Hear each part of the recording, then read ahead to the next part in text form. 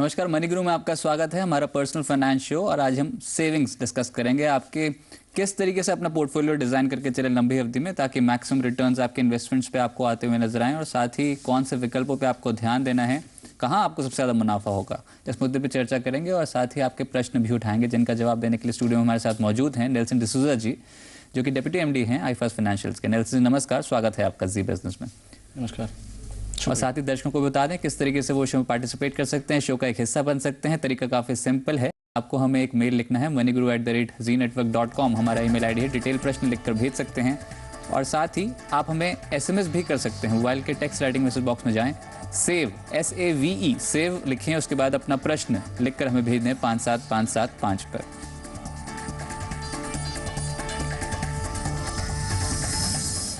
चलिए सवाल जवाब का सिलसिला शुरू करते हैं और अशोक शर्मा जी हमारे साथ लुधियाना से जुड़ चुके हैं। अशोक जी नमस्कार, स्वागत है आपका जी बिजनेस में। पूछिए अपना प्रश्न। हाँ, गुड इवनिंग, नमस्कार जी। आपको भी और आपके एक्सपर्ट्स को भी। थैंक्स फॉर हेलो जी, पूछिए अपना प्रश्न Ashok ji. Thanks for selecting my question for your programme. जी। I send my mail to you where I am having the detail of 5 SIPs in different instruments, DSP Top 200, जी, IDSC, DSP BlackRock, ICICI Focus Blue Chip, जी, and then I have Mediclaim and term plans with me. So my question is whether with this investment can I get 50 lakhs in 12 years? चलिए, सिर्फ mutual funds के investment से इतनी राशि मिल सकती है कि नहीं, ये हम जान लेंगे। पर हमने आज जो आपका प्रश्न पढ़ा तो उसमें ये भी लिखा था कि आपने हमारे शो देखकर ही म्यूचुअल फंड्स में इन्वेस्टमेंट्स की प्लानिंग शुरू की। उससे पहले आपके इन्वेस्टमेंट्स थी किसमें? आप कहाँ इन्वेस्ट करते थे अपने जो कॉर्पस? मेरा इन्वेस्टमेंट पहले, because I am a very traditional saver, I put only in my PPF account and PF, that's all. अभी भी आपका PPF और PF अकाउंट, मतलब इसमें आप इन्वेस्टमेंट करते चले जा रहे हैं? हाँ, PF कंट्रीब्यूशन आपका करते हैं? वो मेरा कंटिन्यूड है जी। PPF अकाउंट 1 लाख है, मेरा टोटल अमाउंट अराउंड 19 लाख के करीब हो चुका है उसमें। चलिए, और जो एज आपने बताई वो है 53? Yes please. चलिए, रिटायरमेंट में कम ही समय यहाँ पर बचा है।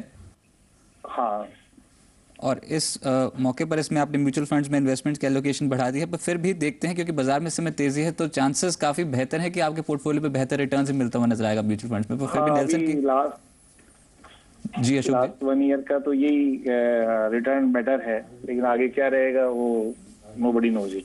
चलिए, जान लेते हैं नेल्सन से कि आपका ओवरऑल पोर्टफोलियो कैसा है। इनफैक्ट काफी बैलेंस पोर्टफोलियो लग रहा है। नेल्सन, इनका क्या सलाह देंगे? मेडिक्लेम ले चुके हैं, टर्म प्लान ले चुके हैं, यानी अब भविष्य तो सुरक्षित है, अपना मेडिक्लेम लेके कर चुके हैं और साथ ही परिवार का भविष्य इसमें सुरक्षित है। पर 53 साल उम्र है, इक्विटी में एलोकेशन इन्होंने बढ़ा दिया है। क्या आपको लगता है फिर भी बैलेंस पोर्टफोलियो है और रिटायरमेंट तक अच्छी खासी राशि जुटा सकते हैं? ये इनका ऑब्जेक्टिव है 12 साल में 50 लाख जुटाना। क्या इतने ही कॉर्पस से 25,000 रुपये हर महीने इन्वेस्टमेंट करते हुए जुटा सकते हैं? हाँ जी, आप यहाँ पर लगभग 70 लाख तक आप जुटा पाओगे 25 साल में। 10% का रिटर्न आपको मिले तो मुझे लगता है कि उससे अच्छा ही होगा, क्योंकि यहाँ से मुझे लगता है मार्केट में तेज़ी रहेगी। बट एक बात मैं नोटिस कर रहा था कि आपने लेट स्टार्ट किया तो भी आपने ओवरऑल अपना एक अच्छा सा पोर्टफोलियो बनाया है। बहुत कम लोग इतना एक बैलेंस टाइप का पोर्टफोलियो बनाते हैं। ज़्यादातर लोग LIC से शुरू करते हैं और सालों तक उसी में रह जाते हैं। मगर यहाँ पर आपने म्यूचुअल फंड इंक्लूड किए हैं, टर्म प्लान्स लिए हैं, मेडिक्लेम पॉलिसीज़ ली हैं, तो ओवरऑल मुझे लगता है कि आपने एक अच्छा खासा पोर्टफोलियो बनाया हुआ है। आपके गोल्स ज़रूर अचीव हो पाएंगे, क्योंकि 12 साल में 50 लाख हो जाएंगे 10% रिटर्न के हिसाब से। ओवरऑल मुझे लगता है कि आपको ये सारे फंड्स को कंटिन्यू करने चाहिए। बहुत अच्छे फंड्स हैं जो आपने चॉइस किए हैं। साल में एक बार आप इनको रिव्यू कर लें और देख लें कि इनका परफॉर्मेंस ठीक ठाक है कि नहीं। नेल्सन, क्या ये जैसे जैसे रिटायरमेंट नज़दीक आती जाए वैसे वैसे रकम अपनी इक्विटी से डेट में ट्रांसफर करने के बारे में सोच सकते हैं? अप्रोच क्या रहेगी, क्योंकि ऑलरेडी यहाँ पर PPF में कंट्रीब्यूशन है जिससे रिटायरमेंट प्लानिंग काफ़ी बेहतर तरीके से डिज़ाइन कर चुके हैं पहले ही। तो क्या आप सिर्फ ये इक्विटी पोर्टफोलियो के साथ ही पूरे 12 साल राइड कर सकते हैं? नहीं, देखिए जैसे जैसे उनका रिटायरमेंट आता जाएगा तो उनको कुछ डेट फंड्स की तरफ, डेट इंस्ट्रूमेंट्स की तरफ भी पैसे डालने पड़ेंगे, क्योंकि जब रिटायरमेंट आ गया तो आप उस टाइम पे इक्विटी में नहीं आपको रहना नहीं चाहिए, क्योंकि रिस्क उस टाइम पे ज़्यादा होता है और लाइफ मोर्टेलिटी कम होती है वहाँ से। बट अभी जो इन्वेस्टमेंट जो किए हैं उनमें आप कायम रखें और चालू रखें इन इन्वेस्टमेंट्स को। बट ओवरऑल आपने पीपीएफ में भी पैसे डाले हैं तो आपका लगभग एक डेट पोर्टफोलियो भी बन चुका है। और आपने ये भी बताया कि आपने एलआईसी में भी पैसे डाले हैं। ज़्यादातर एलआईसी के जो एंडोमेंट या जो ट्रेडिशनल प्लान्स हैं वो आप डेट कैटेगरी में ही देख सकते हैं। तो मुझे लगता है कि जो करंट पोर्टफोलियो है बैलेंस्ड है, मगर आगे जाके आप थोड़े से डेट फंड्स भी इंक्लूड कर लें जैसे जैसे रिटायरमेंट नज़दीक आता जाएगा। चलिए, और साथ ही आपका जो इक्विटी म्यूचुअल फंड पोर्टफोलियो है वो लगभग परफेक्ट है। यहाँ पर जो आपने फंड्स चूज़ किए हैं उसी के साथ बने रहें, अच्छा रिटर्न मिलता हुआ नजर आया है। आने वाले समय के लिए मार्केट बढ़ेगी तो उसमें और भी बेहतर रिटर्न्स मिलने की संभावना है। पीपीएफ में आपका निवेश बिल्कुल ठीक है। मेडिक्लेम और जो टर्म पॉलिसीज ली हैं उसमें रेगुलर प्रीमियम भरते रहें, तो एक बैलेंस पोर्टफोलियो है आपका अशोक जी, चिंता की कोई बात नहीं है। चलिए, इसी बीच हमारे साथ अपना प्रश्न पूछने के लिए राजेश कुमार जी जुड़ चुके हैं पटना से। राजेश जी नमस्कार, स्वागत है आपका जी बिजनेस में। आप पूछिए अपना प्रश्न। नमस्ते सर, मैं पटना से बोल रहा हूँ जी। मैं गवर्नमेंट एम्प्लॉय हूँ और 50,000 रुपए जो है Rajiv Gandhi equity saving fund scheme में डालना चाहता हूँ। कृपया मुझे बताएं कि किस किस फंड में मैं इसके डालूं और कौन कौन सी फंड हमारे लिए बेहतर होगी, इसमें रिटर्न अच्छा मिले। जी, आप म्यूचुअल फंड्स की बात कर रहे हैं, आप शेयर मार्केट की बात नहीं कर रहे हैं? नहीं, Rajiv Gandhi mutual fund scheme में 50,000 रुपए जो इस पर गवर्नमेंट ने दी है 2012-13 के लिए बजट में। जी राजेश जी, मेरा सवाल ये है कि इस स्कीम के तहत आप शेयर बाजार में भी इन्वेस्ट कर सकते हैं, शेयर्स भी खरीद सकते हैं और म्यूचुअल फंड्स में भी इन्वेस्टमेंट्स के ऑप्शन सरकार ने कहा है कि अभी मिलेंगे। पर फिलहाल आपका क्या डीमैट अकाउंट है, आपने खुलवा लिया है? जी जी जी सर, डीमैट अकाउंट मैंने खुलवा लिया है। ब्रोकर से आपने बात की, ब्रोकर क्या कह रहा है? नहीं, वो बोल रहे हैं कि अभी तक तो राजीव गांधी इक्विटी फंड की आई नहीं है, अभी कौन किस फंड में आना है।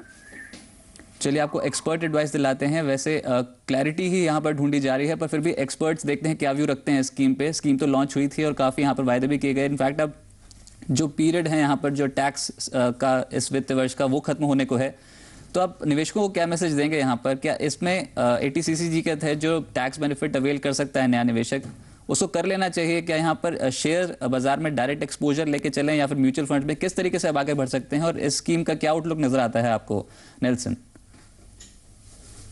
देखिए, अब रिटेल इन्वेस्टर्स के लिए डायरेक्ट शेयर मार्केट में जाना अच्छी बात नहीं है, क्योंकि जब आप शेयर्स में डील करते हो तो आपको एक तरह का डायनामिज्म रखना चाहिए, मतलब आपको एक्टिव रहना चाहिए, मतलब इन्फॉर्मेशन भी आपको बहुत सारा जो जुटाना चाहिए डिसीजंस लेने के लिए। इसीलिए म्यूचुअल फंड जो रूट है वो सबसे अच्छा रूट है। म्यूचुअल फंड्स ने अभी सारे डॉक्यूमेंट्स वगैरह फाइल किए हैं, मगर अभी तक कोई फंड का नाम क्लियरली बाहर नहीं आया, मगर हम देख रहे हैं कि अगले कुछ हफ्तों में फंड्स के नाम भी आ जाएंगे। तो रिटेल निवेशकों के लिए मेरा संदेश ये है कि आप म्यूचुअल फंड के जरिए ही जाएं। डायरेक्ट जाएंगे तो आपको वहाँ पर थोड़ा बहुत नॉलेज होना चाहिए और थोड़ा एक्टिव रहना चाहिए, जो आपके पास टाइम नहीं है तो आप नहीं कर पाएंगे। एक सबसे इम्पॉर्टेंट बात यहाँ पर आपको याद रखनी है गुप्ता साहब की, आपको फर्स्ट टाइम इन्वेस्टर होना चाहिए इस स्कीम का एडवांटेज लेना है तो टैक्स के लिए। ये सबसे इम्पॉर्टेंट बेंचमार्क है RGSS में इन्वेस्टमेंट करने के लिए। ये आप देख लें। मुझे पता नहीं है कि इसके पहले आपने निवेश किया है कि नहीं, स्टॉक मार्केट्स में नहीं किया है तो आपके लिए इसमें टैक्स ब्रेक मिल जाएगा, किया है तो टैक्स ब्रेक नहीं मिल सकता है। जी बिल्कुल। नेल्सन, आपके पास क्या इन्फॉर्मेशन आई है? आपके भी इन्वेस्टर्स यहाँ पर जो कंपनी में हैं वो भी पूछ रहे होंगे कि NSE BSE की जो टॉप 100 लिस्टेड कंपनीज हैं उसमें अगर एक्सपोजर लें तो टैक्स बेनिफिट अवेल कर सकते हैं, पर क्या आपने राय दे दी है कि इस स्कीम के साथ आगे बढ़ सकते हैं और जो NSE की वेबसाइट पे जो लिस्ट है उन शेयर्स में आप एक्सपोजर ले सकते हैं? हाँ जी, जो एलिजिबिलिटी जो दिया हुआ है गवर्नमेंट ने, वहाँ पर BSE 100 या CNX 100 के जो लिस्ट में जो स्टॉक्स आते हैं उन्हीं में इन्वेस्ट करना है, या मिनी रत्नास, नवरत्नास जो गवर्नमेंट वाले जो कंपनीज़ हैं उनमें इन्वेस्ट करना है। यहाँ पर देखिए, ये सारे जो कंपनीज़ हैं ये ब्लू चिप कंपनीज़ बताए जाते हैं, ज़्यादातर टॉप कैटेगरी के कंपनीज़ होते हैं, तो हो ही नहीं सकता कि कोई इनको रिकमेंड ना करे, क्योंकि इनमें ऑब्वियसली परफॉर्मेंस होता है और इनमें साइज़ भी होता है। तो बनता है कि आपके पास ऑप्शन है कि आप पहली बार इन्वेस्ट कर रहे हो और 10 लाख इनकम के दायरे में आ रहे हो तो आपको इसमें निवेश करना ही चाहिए। मुझे नहीं लगता कि यहाँ पर कोई डाउट है। चलिए, इसी नोट पे एक छोटे से ब्रेक के लिए रुकते हैं, जल्द लौटेंगे। आप देखते रहिए मनी गुरु।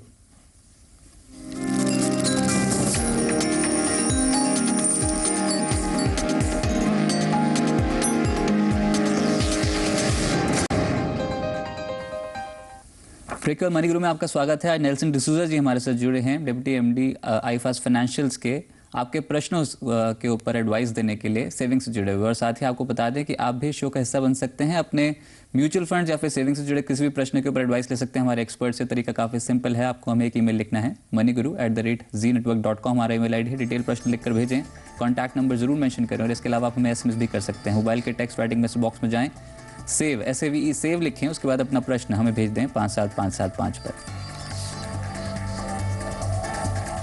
रोशन जी नवी मुंबई से हमारे साथ लाइन पे हैं अपना प्रश्न पूछने के लिए। रोशन जी नमस्कार, पूछिए अपना प्रश्न। नमस्कार sir ji. Thanks for selecting my question. जी रोशन जी और मुझे पूछिए। ये पूछना था कि मुझे अगर 20 साल बाद अराउंड 40 लाख जुटाने हैं, actually I am planning child, I mean next year may be after 2 years. जी। तो उसके एजुकेशन और मैरिज के लिए मुझे पैसे जुटाने थे। तो 20 साल बाद मैं तो ये पहले पूछना चाहूंगा कि 20 साल बाद 40 लाख इनफ अमाउंट है या फिर ज्यादा करना होगा। और ये क्वेश्चन है मेरा कि अभी तो मुझे अगर म्यूचुअल फंड के थ्रू इन्वेस्टमेंट करना है तो मंथली कितना इन्वेस्टमेंट करना होगा ताकि मैं इतने पैसे जुटा पाऊँ, और कौन से म्यूचुअल फंड मुझे सेलेक्ट करने होंगे। जी बिल्कुल। और अभी तक का आपका इन्वेस्टिंग पैटर्न है क्या? आपने बताया कि आपकी सैलरी जो है वो 90,000 रुपीज़ पर मंथ है। हाँ, मैं तो अभी तो फिलहाल मैं PPF में डालता हूँ, जो मेरा अभी 1 लाख रुपये हो गया उसमें। लास्ट 5 ईयर्स से मैक्सिमम लिमिट अचीव कर रहा हूँ मैं PPF में। जी। और मेरे वाइफ का भी PPF अकाउंट है, उसमें भी कुछ डालते हैं। और एक्चुअली अभी मैं घर लेने का प्लान कर रहा हूँ, may be this year I will by one. चलिए, वो जो आपने बताया कि घर लेने का प्लान कर रहे हैं उसके लिए 35 से 40 लाख के लोन की जरूरत होगी आपको। एंडाउमेंट प्लान है जी, जिसमें मैं ईयरली 25,000 डालता हूँ अभी लास्ट 4 ईयर्स से। कोई टर्म पॉलिसी आपने ली है या फिर सिर्फ ये एंडोमेंट प्लान ही है आपके पास? कुछ बीमा, जीवन बीमा? टर्म इंश्योरेंस है युवा का 1 करोड़ का, जिसका प्रीमियम 8,000 पर ईयर। चलिए, यानी भविष्य सुरक्षित कर रखा है, बीमा और सब PPF के लिए आपके रिटायरमेंट प्लानिंग के पूरे यहाँ पर आपके पास इन्वेस्टमेंट स्कीम्स हैं। तो म्यूचुअल फंड्स के जरिए किस तरीके से पोर्टफोलियो डिजाइन करना है, यही पूछ लेते हैं। नेल्सन, इनका प्रश्न सुना आप, काफ़ी यहाँ पर इन्होंने निवेश कर रखा है ऑलरेडी। इनफैक्ट जो निवेश है वो इनके भविष्य को सुरक्षित करने के लिए ही आप कह सकते हैं, पॉलिसीज़ वगैरह जो विकल्प हैं। पर अब म्यूचुअल फंड्स के जरिए इनका जो लक्ष्य है वो है 40 लाख जुटाना 20 साल में। कितनी रकम से ये संभव है? और साथ ही आप उनके पोर्टफोलियो में कौन से म्यूचुअल फंड्स इंक्लूड करेंगे? पहली बार म्यूचुअल फंड में जाना चाहते हैं तो क्या एडवाइस रहेगी आपकी? अच्छा, पहली बात यह है कि उन्होंने ये भी पूछा कि 40 लाख क्या काफ़ी है कि नहीं। यदि ये 40 लाख आज के तारीख से, इस तारीख के हिसाब से आपके बच्चे के खर्चे के लिए है तो ये काफ़ी नहीं रहेगा। आपको इसमें इन्फ्लेशन ऐड करके उसका जो फ्यूचर वैल्यू है वो भी आपको पता लगाना है। ये आप कोई भी फाइनेंशियल प्लानर से आप पता लगा सकते हैं। मगर हाँ, आपको 40 लाख यदि 20,000 में आपको जुटाने हैं तो महीने के 5,268 रुपये आपको निवेश करने पड़ेंगे। 10% रिटर्न के हिसाब से आप इस अमाउंट को अचीव कर पाएंगे। बट प्रैक्टिकली बात करें तो मुझे नहीं लगता है कि ये 40 लाख 20 साल के बाद उतना आज के तारीख के जो 40 लाख के हिसाब से गिने जाएंगे। मैं आपको 2 फंड्स के नाम देता हूं। आप ये जो 5,000 जो अमाउंट मैंने अभी बताया वो इन 2 फंड्स में आप डाल दें। ICICI prudential focus blue chip equity fund में डालें और एक IDFC स्टर्लिंग इक्विटी फंड में डालें जो मिड कैप फंड है, जिसमें थोड़ा रिस्क फैक्टर ज़्यादा है मगर रिटर्न्स भी ज़्यादा ही मिल जाएंगे। एक फाइनल बात बताना चाहता हूं कि आप इंश्योरेंस और इन्वेस्टमेंट को अलग अलग नज़रिए से देख लें, क्योंकि जब आप मिक्स करेंगे तो जो रिटर्न्स आपको कम आएंगे, क्योंकि इंश्योरेंस होता है और इन्वेस्टमेंट्स अलग से देके जाने चाहिए। चलिए, और साथ ही PPF में भी इनका एलोकेशन है। हालांकि ये होम लोन लेने वाले हैं तो ATC के तहत वहाँ पर भी इंटरेस्ट कॉम्पोनेंट के ऊपर इनको बेनिफिट जो है वो मिलता हुआ नजर आएगा। तो क्या मानते हैं, क्या PPF में थोड़ा बहुत निवेश कम करके लोन कॉम्पोनेंट से ये अपना टैक्स सेविंग कर सकते हैं, या फिर आप मानते हैं कि PPF में जो 1 लाख की लिमिट है वो इसको वैसे के वैसे यूज़ करते रहें? देखिए, लोन कंपोनेंट वाला जो ऑप्शन है इसको पता नहीं कब ये चेंज कर सकें, बिकॉज कुछ टाइम पहले DTC के अंदर वो हाउसिंग लोन वाला कंपोनेंट एलिमिनेट करने का प्लान भी था। तो उसके उसके आगे पीपीएफ मुझे ज़्यादा अच्छा ऑप्शन लगता है। तो आप पीपीएफ में कंटिन्यू इन्वेस्ट करते रहें, क्योंकि पीपीएफ का जो इंटरेस्ट रिटर्न है वो अच्छा रहता है और इन्फ्लेशन से ऊपर गवर्नमेंट उसको सेट करती है। तो पीपीएफ मेरे हिसाब से बेटर ऑप्शन रहेगा। चलिए इसी नोट पे अगले प्रश्न की ओर बढ़ते हैं और संजीत जी हमारे साथ इस समय लाइन पे जुड़ चुके हैं गुजरात से। संजीत जी नमस्कार, स्वागत है आपका जी बिजनेस में। टैक्स सेविंग इंस्ट्रूमेंट्स पे क्या प्रश्न है आपका? सर मेरा क्वेश्चन ईएलएसएस से रिलेटेड है। लास्ट ईयर मैंने 3 फंड में निवेश किया था जी। HDFC tax saver, Fidelity tax advantage and Canara Robeco tax saver. उस टाइम पे सर ये तीनों फंड 5 स्टार रेटेड थे जी। और अभी मैं जब रिसेंट रिव्यू कर रहा था तो मुझे मालूम हुआ कि इसमें से 1-2 फंड तो स्लिप डाउन टू 3 स्टार और एक 4 स्टार। सर मेरा पहला क्वेश्चन तो यही है कि क्या ईएलएसएस में निवेश टैक्स सेविंग के पर्पज से एक बेहतर विकल्प है, प्रोवाइडेड कि मेरा नजरिया लॉन्ग टर्म रिटर्न को लेके है, मुझे कोई इशू नहीं है। चलिए और संजीत जी जानना चाहेंगे? मेरा क्वेश्चन जी सर, सेकंड मेरा क्वेश्चन सर ये है जी कि इस साल भी क्या मुझे ईएलएसएस में निवेश करना चाहिए? अगर एक अच्छा विकल्प है तो कौन से फंड, मुझे मेरे वही पुराने fund HDFC, Fidelity, Canara Robeco, या मुझे कुछ नए फंड में जाना चाहिए? आपने अब एटीसी के तहत सिर्फ ईएलएसएस में ही इन्वेस्टमेंट की है या फिर कोई और भी ऑप्शन चुना हुआ है? सर मैंने पीपीएफ में अभी तक 20,000 इन्वेस्ट किया हुआ है। 15 साल के लिए सुरक्षित आपको यहाँ पर 8.8% रिटर्न मिल रहे हैं। हाँ हाँ।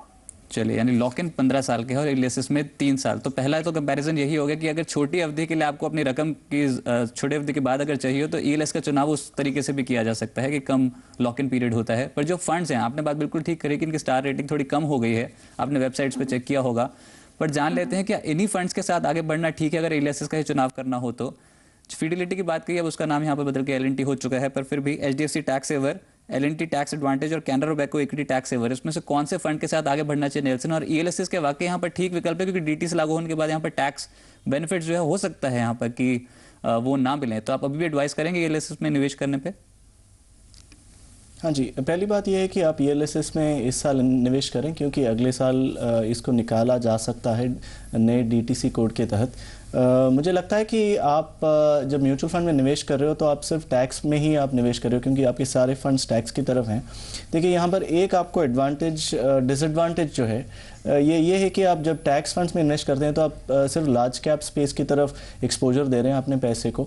आप बाकी फंड्स की तरफ देखें तो आपको मिड कैप का भी एक्सपोजर मिल जाएगा। तो बहुत सारे फंड्स हैं जैसे आईडीएफसी स्टर्लिंग इक्विटी फंड, जहां पर आपको मिड कैप का एक्सपोजर मिल सकता है। जो आपके जो फंड्स हैं इनको आप कंटिन्यू कर लें, क्योंकि आपको 3 साल का तो लॉक इन है ही। मुझे नहीं लगता कि आपको इनमें से कोई भी बाद में भी एग्जिट करना चाहिए। लॉन्ग टर्म के नज़रिए से सारे फंड्स मुझे ठीक लगते हैं। ओवरऑल एक चीज़ आपको याद रखनी चाहिए कि 5 स्टार रेटिंग हो या ना हो, यदि इस कोई फंड का फंडामेंटल या उसका जो फंड मैनेजर या फंड ट्रैक रिकॉर्ड अच्छा है तो उन फंड्स में आपको निवेश करना चाहिए, क्योंकि स्टार रेटिंग्स अलग अलग कंपनी अलग अलग बेसिस पे बनाती हैं। हो सकता है कि कोई फंड जिसका स्टार रेटिंग 5 से 4 हुआ हो कि उसका परफॉर्मेंस घटा हुआ है, मगर उसका मतलब नहीं बना कि आप उसमें निवेश ना करें। तो स्टार रेटिंग के बेसिस पे आप अपने डिसीजंस ना ले लें। चलिए इसी नोट पे एक छोटे से ब्रेक के लिए रुकते हैं। आप देखते रहिए मनी गुरु।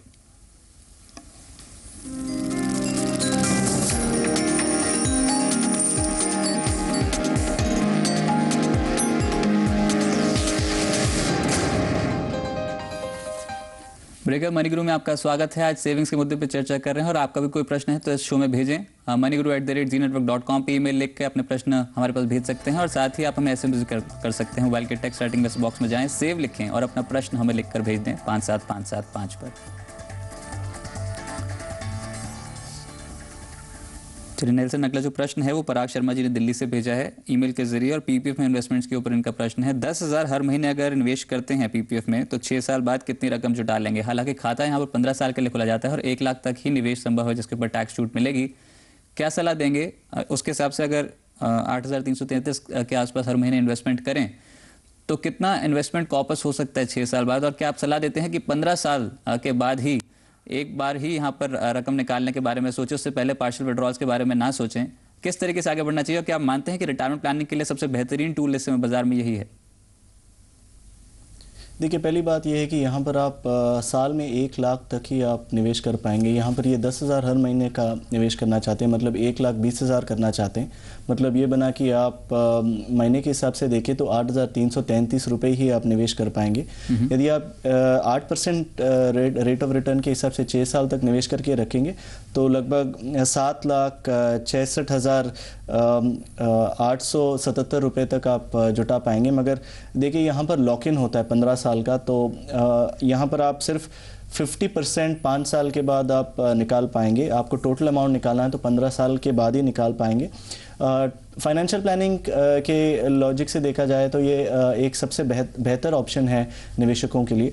तो पीपीएफ में हर इन्वेस्टर का इन्वेस्टमेंट होना चाहिए, क्योंकि गवर्नमेंट यहाँ देखता है कि इंटरेस्ट रेट इन्फ्लेशन के बराबर या उसके ऊपर रहे हर साल, और साल में एक बार वो लोग इंटरेस्ट को रिवाइज करते रहते हैं। तो मुझे लगता है कि पीपीएफ में निवेश चालू रखना चाहिए यहाँ।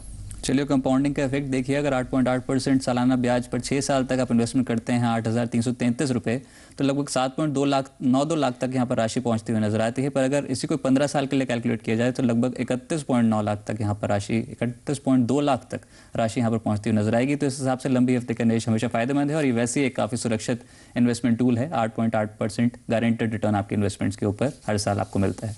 चलिए, इसी नोट पे शो को वाइंड अप करते हैं। नेल्सन, बहुत बहुत शुक्रिया आपका हमारे साथ जुड़ने के लिए, दर्शकों के सवालों के ऊपर एडवाइस देने के लिए बहुत बहुत शुक्रिया।